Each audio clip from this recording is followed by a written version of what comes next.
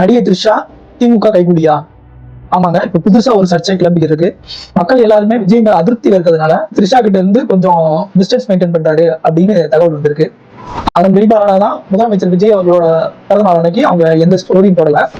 அன்னைக்கு போடாதவங்க அதுக்கு அடுத்த நாள் ஸ்டோரி போட்டுட்டாங்க.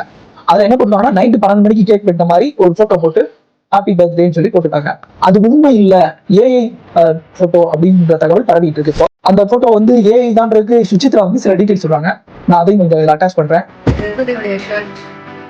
It doesn't look natural, that fabric, the collar, எதுவுமே நேச்சுரலா இல்ல, எல்லாம் 2D-ஆ இருக்குது. நீங்க கொஞ்சம் ப்ளீஸ் ஃபீல் பண்ணி பாருங்க. That's not a real shirt. And she's taken his acidity face it. Again, that generate பண்ணி கொடுக்கும். பர்த்டே கேக்கோட விட மூணு டிராமிசு டப்பா வச்சிருக்கேன். டப்பா அவங்க பீஸா மூணு டிராமிசு. நிறைய மேங்கோ கேக் and அவரோட cake covers. He's making birthday cakes. Massive covers, real covers on it. First notice பண்ணிருக்கா அந்த ஃபேப்ரிக்கும் அந்த டேபிளும் பிளெண்ட் ஆயிடுச்சு. யூஸ்வலா நீங்க ஒரு ஷர்ட் போட்டு ஒரு டேபிள் அப்படி இடுக்கிக்கிட்ட உட்காந்துருக்கீங்கன்னா அந்த ஷர்ட் ரிங்கிள்ஸ் எல்லாமே தெரியும் கிளீனா இந்த ரியல் போட்டோகிராஃப்.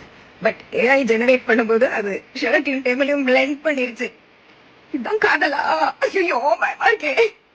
அவங்க வந்து கொடி படத்துல நடிச்ச மாதிரி விஜய்க்கு பின்னாடி முதுகுல குத்த போறாங்களோ அப்படின்ற பயம் எல்லாருக்கும் வந்திருக்கு.